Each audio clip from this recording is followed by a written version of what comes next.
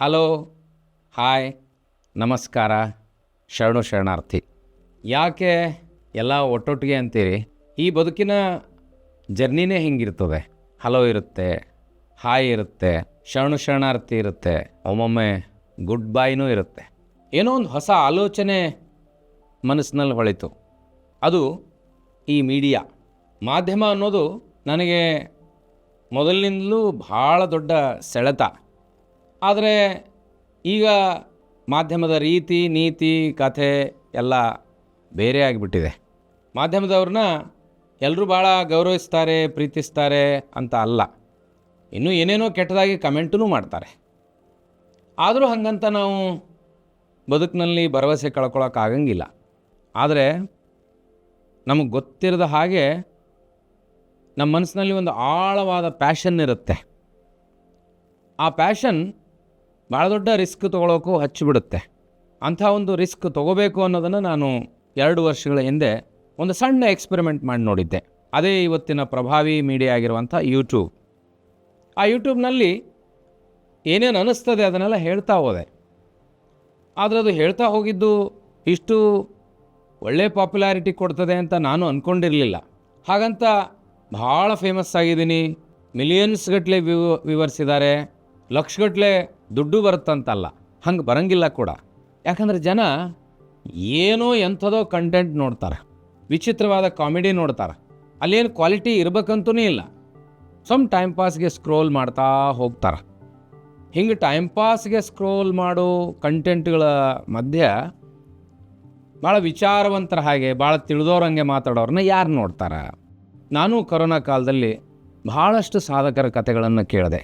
Soon after I retired ನನಗೊಂದು media ಮಾಡಲೇಬೇಕು ಅಂತ ತಲೆಯಲ್ಲಿ ಬಂತು. ಹೆಂಗಿರ್ಬೇಕು ಆ ಮೀಡಿಯಾ ಅನ್ನೋದು ಬೇಕಲ್ಲ.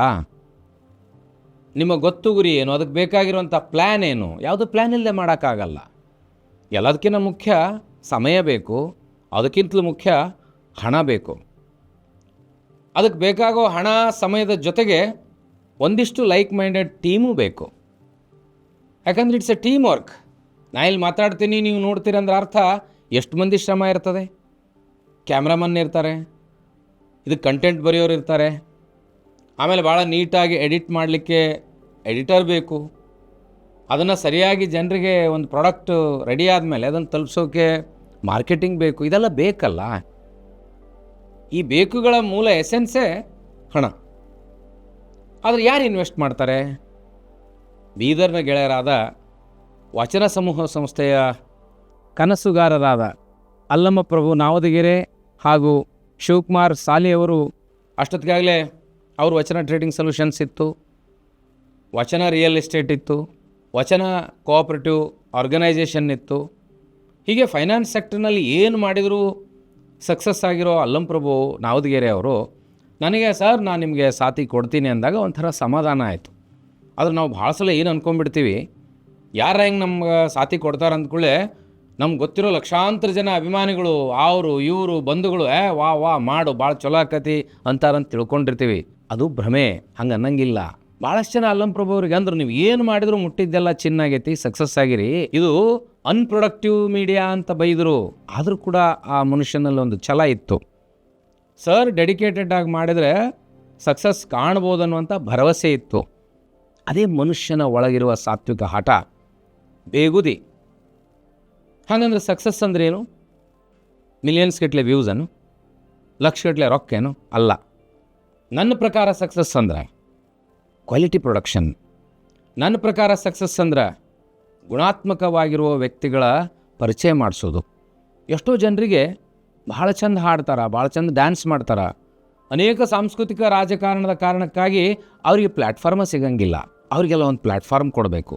ಭಾಳಷ್ಟು ಜನ ಈ ರಾಜ್ಯದೊಳಗೆ, ಕನ್ನಡ ನೆಲದೊಳಗೆ ಕನಿಷ್ಠ 10-15 ಸಾವಿರ ಜನ ಸಾಧಕರದಾರ. ಸತ್ಯ, ಶುದ್ಧ ಕಾಯಕ, ಪ್ರಾಮಾಣಿಕತೆ, ಬದ್ಧತೆ, ಸರಳತೆ ಎಲ್ಲ ಮೈಗೂಡಿಸ್ಕೊಂಡದಾರ. ಅವ್ರನ್ನ ಯಾವ ಮೀಡಿಯಾದವರು ತೋರಿಸಂಗಿಲ್ಲ. ಎಲ್ಲರಿಗೂ ಹಿಡನ್ ಅಜೆಂಡಾ ಐತಿ, ಎಲ್ಲರಿಗೂ ಏನೋ ಉದ್ದೇಶ ಐತಿ. ಮೂಲ ಉದ್ದೇಶ TRP ಬರಬೇಕು, ವ್ಯೂಸ್ ಬರಬೇಕು, ಹಣ ಬರಬೇಕು, ಕೀರ್ತಿ ಬರಬೇಕು. ಈ ವೇದಿಕೆಯಲ್ಲಿ ಅವಕಾಶ ಯಾರ್ಯಾರಿಗೆ ಅಂತೀರಾ? ಮಕ್ಕಳಿಗೆ, ಮಹಿಳೆಯರಿಗೆ, ಯುವಕರಿಗೆ, ವಯೋವೃದ್ಧ, ಜ್ಞಾನವೃದ್ಧ, ಸಾಧಕರಿಗೆ ಹೀಗೆ ಪ್ರತಿಯೊಬ್ಬರಿಗೂ ಅವಕಾಶ ಕಲ್ಪಿಸುವ ಮನಸ್ಸು ನಮ್ಮದು. ಈ ನಮ್ಮ ಮನಸ್ಸಿನ ಆಶೆಗೆ ಪೂರಕವಾಗಿ ನಿಮ್ಮ ಸುತ್ತಲೂ ಇರುವ ಪ್ರತಿಭಾ ಸಂಪನ್ನರನ್ನು, ಸಾಧಕರನ್ನು ನಮಗೆ ಪರಿಚಯ ಮಾಡಿಸುತ್ತೀರಿ ಎಂಬ ಭರವಸೆ ಕೂಡ ನಮ್ಮದಾಗಿದೆ. ನಮ್ಮೊಂದಿಗೆ ಕೈ ಜೋಡಿಸುವ ನಿಮ್ಮ ಆಶಯವನ್ನು ನಾವು ಸದಾ ಪ್ರೀತಿಸ್ತೇವೆ, ಗೌರವಿಸ್ತೇವೆ, ಮನ್ನಿಸ್ತೇವೆ. ಈ ಎಲ್ಲ ಸಾಧಕರಿಗೆ ವೇದಿಕೆಯನ್ನು ಕಲ್ಪಿಸುವ ಮಾಧ್ಯಮ ನಿಮ್ಮೊಂದಿಗೆ.